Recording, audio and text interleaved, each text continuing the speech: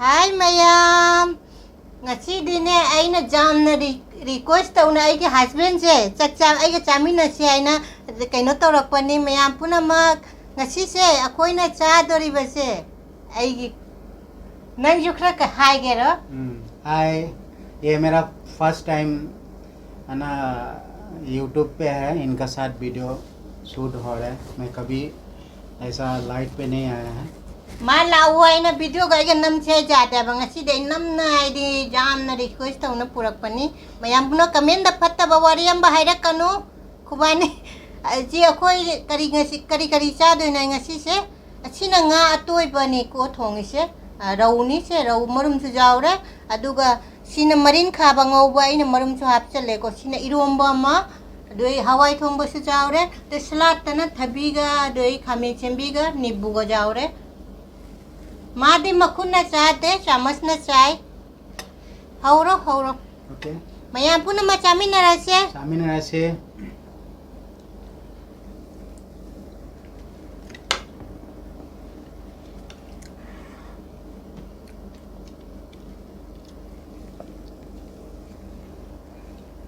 और ये कर लो इधर आई ना मरीन काटे जब पाम जब बनी ना मरीन का बना हान हो रहे दुगा इरोम्बा का खरा इरोम्बा चे खरा लाउ रहे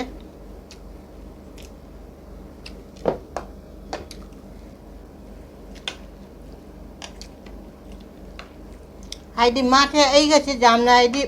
मतम तो खरा लाइटा बा हाइ ताई को माथे ऑफिस तो चट मनी ना ने दुना हाइडी ngasi से ना छुट्टी ने ngasi से आई ना जामना हाइ चे रका हाइडी चामिना से आई ना चामिना अपन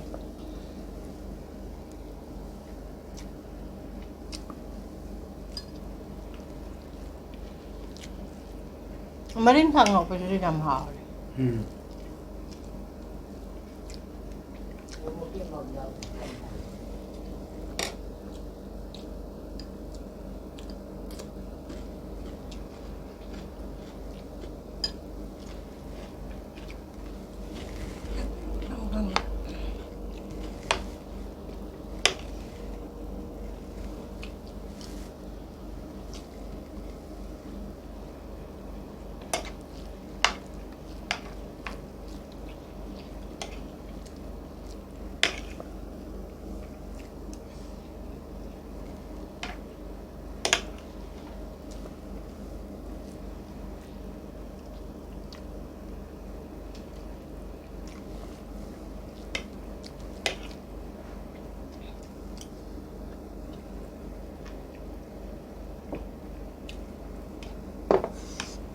Ai đi cái nó sẽ cái nga ai đi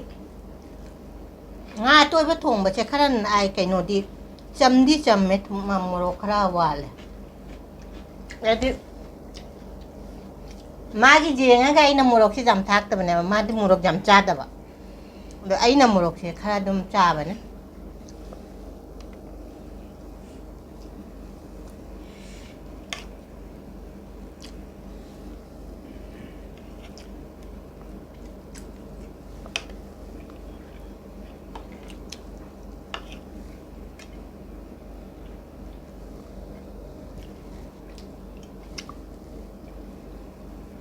hào đi hào đấy, adu murok sẽ cắt chấm tắc na murok sẽ chấm mẹ ba, má sẽ thùng murok su kha chấm tắc na cha ba, ai na ngã thùng sẽ cắt tắc ngay đi, murok sát tắc cái tàu là hào vậy nè,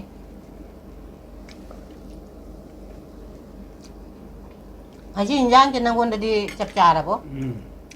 fit है, मज़ा आ गया खाने में मैं तो खाना चाक लोरे मतुंग दे गाय बनम दे अब यदि एकदम ओरिजिनल आदमी है तो गाय बनम दे चानिंग मना दे शो टाउन थंबे जाते हैं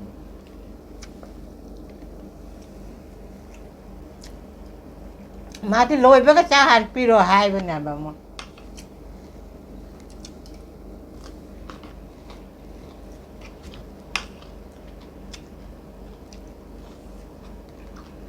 आर्मी दे कइनो नि ना अदि फटाफट आदि चा तो पप थुना चा बाय दु नेवल लाइक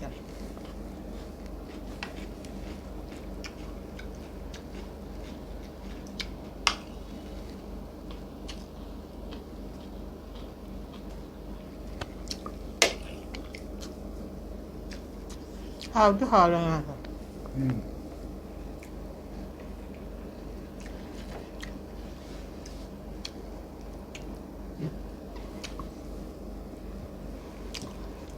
마티 이롬바도 빰데 이롬바도 그만 짜야지 마텐 아주 또 마텐 자오러가 가장 맛지를 짜봐야 돼 아이나 잠밤데 이롬바 오이나 코이나 짜자는 거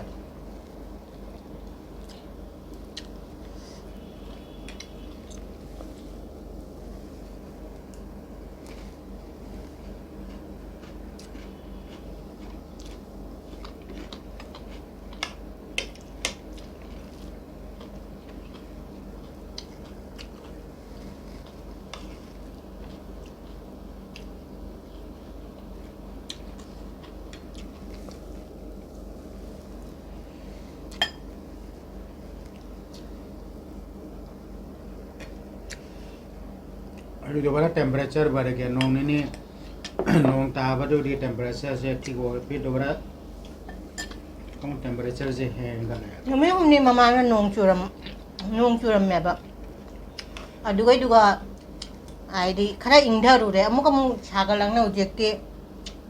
एसिड हाददि लई जादरा बिसो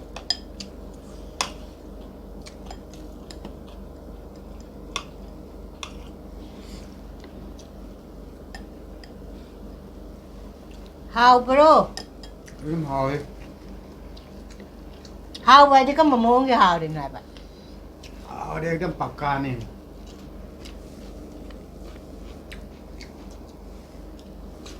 खुआ हुआ मैं Anh đã hay ra lý ra ra ठीक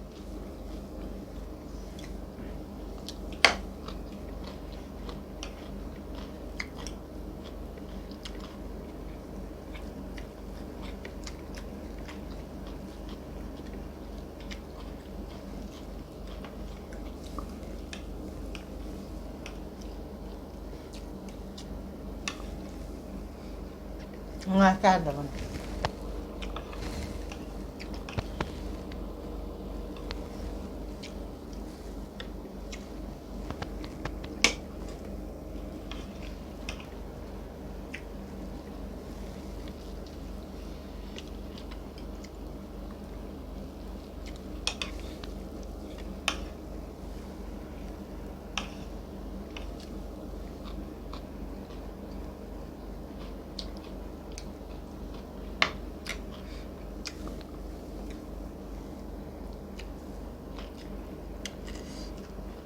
Nga sẽ khát tăng ngâm một thảm mà đi mà hòm hình cái đó đó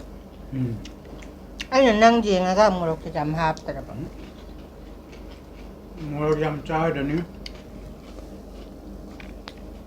तुम लिखना चाहता बा मोर से जम चा सो हक्सांग दा नुकसान आदि अमांग बलाई अब दुना नॉर्मल जत मतलब ताबा आदि लिमिट ता चाहता बा मोर thằng quân đây là hàn thôi đấy cho nên chả là đây là hàn chỉ lùi cái đó ní आई पूरा साफ से साइड है चाय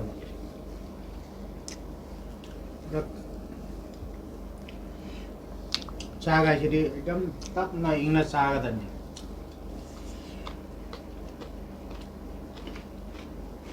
क्या पड़ोगा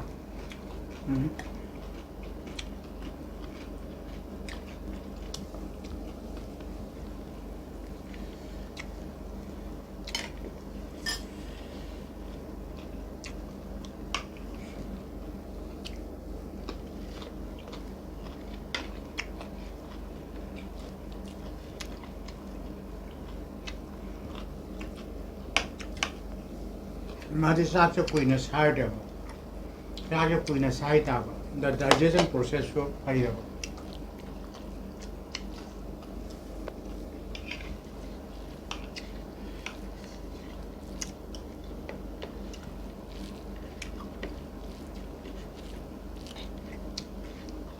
ये रोम बस लुट हो गया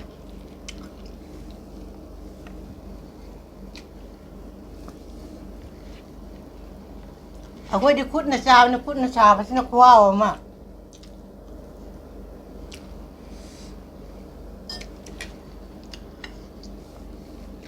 ꯈꯨꯠꯅ ꯆꯥꯕ ꯍꯥꯏꯁꯤꯅ ꯍꯥꯎꯕ ꯍꯦꯜꯂꯦꯕ ꯆꯥꯛꯇꯣ ꯐꯖꯅ ꯍꯥꯏꯗꯤ ꯇꯣꯜꯂꯒ ꯐꯖꯅ ꯆꯥꯕꯗꯣ ꯑꯗꯨꯅ ꯍꯥꯎꯔꯦ ꯑꯗꯩ ꯆꯥꯃꯁꯅ ꯆꯥꯏꯁꯦ ꯕꯨꯛ ꯊꯟꯗꯩꯗꯤ ꯆꯥꯃꯁꯅ ꯆꯥꯔꯒ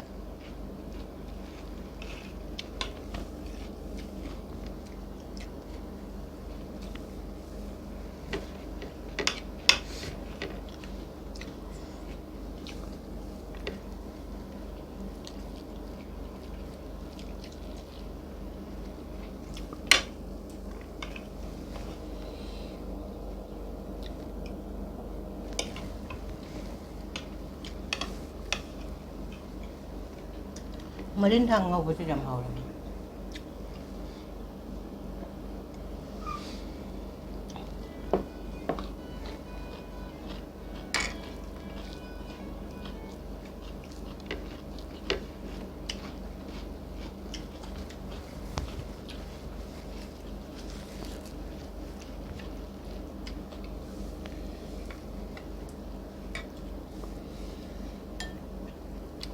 ꯃꯣꯔꯣꯛ ꯁꯥꯁꯨ ꯁꯥꯗꯅ ꯃꯣꯔꯣꯛ ꯁꯥꯕ ꯅꯠꯇ꯭ꯔꯒ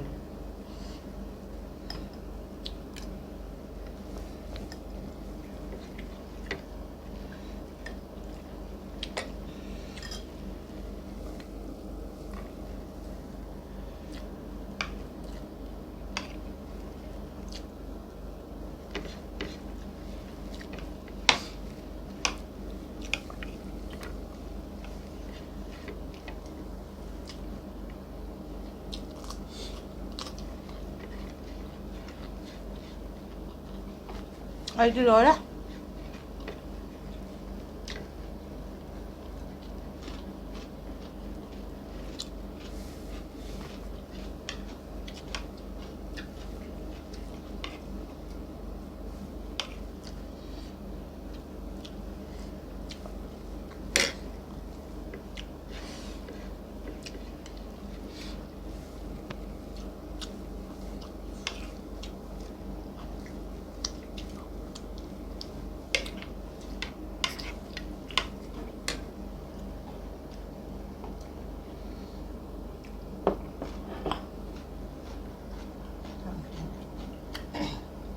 ꯃꯌꯥꯝ ꯄꯨꯝꯅꯃꯛ ꯉꯁꯤꯗꯤ ꯑꯩꯈꯣꯏꯅ ꯖꯋꯥꯏꯁꯤ ꯆꯥ ꯂꯣꯏꯔꯦ ꯄ꯭ꯂꯦꯠꯁꯤꯃ ꯁꯤꯠ ꯅꯥꯟꯈꯔꯦ ꯍꯥꯏꯗꯤ ꯉꯁꯤꯒꯤ ꯚꯤꯗꯤꯑꯣꯁꯦ ꯃꯌꯥꯝꯅ ꯅꯨꯡꯉꯥꯏꯔꯗꯤ ꯑꯩꯒ ꯍꯁꯕꯦꯟꯒ ꯆꯥꯛ ꯆꯥꯔꯤꯁꯦ